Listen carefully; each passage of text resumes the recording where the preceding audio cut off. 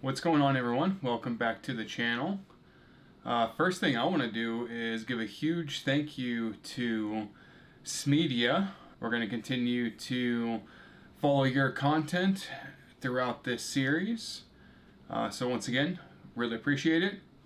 Alright, so let's get into it. So you can see here I have 4 different stages outlined here. We took Smedia's document and we kind of looked at the duplication, split it up into a few different phases, really kind of outlining what he broke down as well. So first thing we're going to do, stage 1, we're going to do a bunch of maintenance and reliability mods to the car. Of course, it needs an IAG air oil separator. It's actually needed one for quite some time. That is the first mod that's coming up in the first video that I will do. I've already purchased it and have it upstairs, getting ready for installation hopefully next week. And of course, we need to do the cylinder 4 cooling mod. That's something that I should have done quite some time ago. Later down the line, we're probably going to do, like I said, the IAG air oil separators in the next video. Maybe we put the cylinder 4 cooling mod with that video as well. I've already purchased that and that's ready to go. I've got all the associated accessories, hopefully all the tools I need to make that job easy. After that, we are going to be doing the IAG oil pan, the baffles, the whole kit. Following that up, we're going to go ahead and do the Koyo aluminum radiator. And we're going to go ahead and install an AEM oil pressure gauge as well. I'm not sure where I'm going to put the gauges yet, if I'm going to do a pillar pod or one of the gauge bezel pods. Not entirely sure what we're going to do there yet. So that's going to be stage 1. That's all pretty standard stuff. Stage 2 is where it starts to get fun. So we're going to go ahead and do a catted downpipe. Looks like NVIDIA has some pretty nice downpipes these days, so I'm kind of leaning that way. We're going to do an up pipe. I don't think it matters what brand necessarily. Smedia outlined Grimspeed and Parent, so I don't know. We'll take a look and see. We're going to do an AEM AFR gauge at that time as well. Put that into the new downpipe. We'll do the 3-port electronic boost control solenoid, the Cobb 4-bar map sensor, AEM 340 LPH fuel pump. We might as well do the Parent 2.4-inch silicone inlet as well. So with all those changes, of course, the car will need a tune. And I think that's when we're going to go ahead and make the switch over to Tactrix on open source and start tuning the car ourselves. I do plan to post the logs online as well.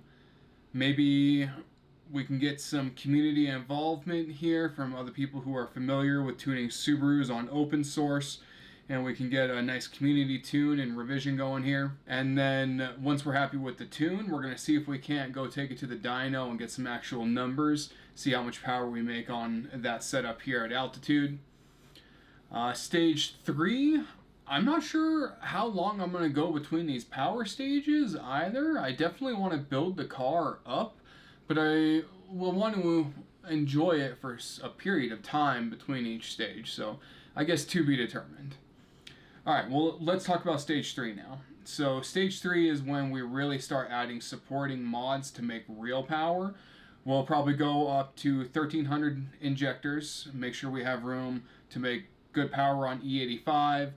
We'll do the fuel rails, we'll do an aeromotive fuel pressure regulator, we're going to swap to flex fuel at that point as well, and we'll run the feed and return lines. Looks like engine bay only is required.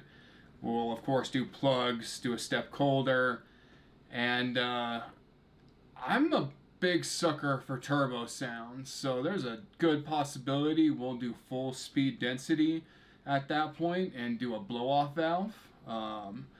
I've had good experience with Tile Q in the past, so that might be what we go with. But we'll see. You know, tuning speed density is a whole different game in comparison to a MAF car.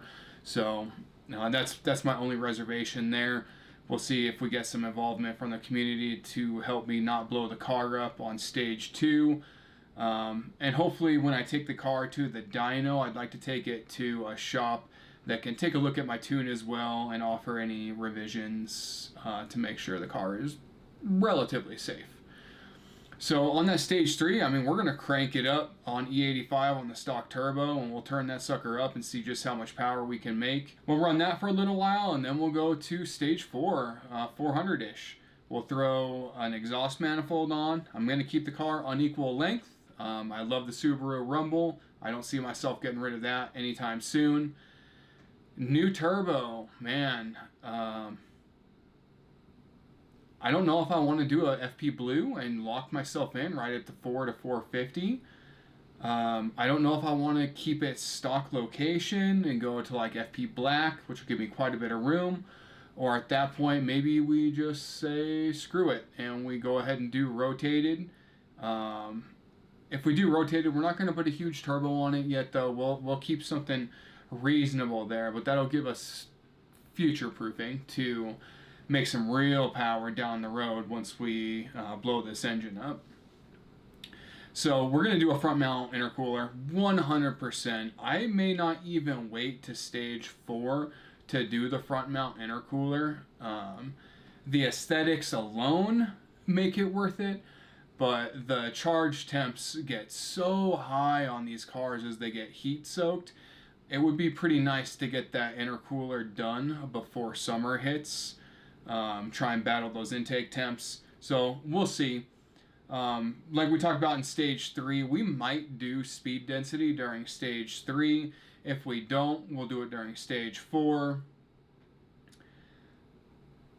The clutch.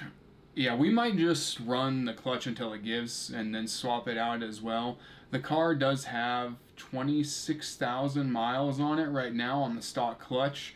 So I'm sure it has some life left. I haven't been too hard on it by any means. I don't necessarily want to get stranded, but I sure as hell don't. I'm not looking forward to pulling the engine or pulling the transmission to do the clutch. So I don't know. We'll see. We've got some time, but that is, in a very quick nutshell, the plans to build this car. If you have any feedback on these stages, if you've gone through a similar build and you've got your numbers, I would love to hear about it in the comments. Once again, huge shout out to Smedia, Tanner Smith. You've been absolutely influential in creation of these videos and the building of this STI. So huge shout out to you, dude. Thank you so much. If you like this video, if you like what I'm trying to do here, please like and subscribe. Thank you so much, and I'll see you in the next video.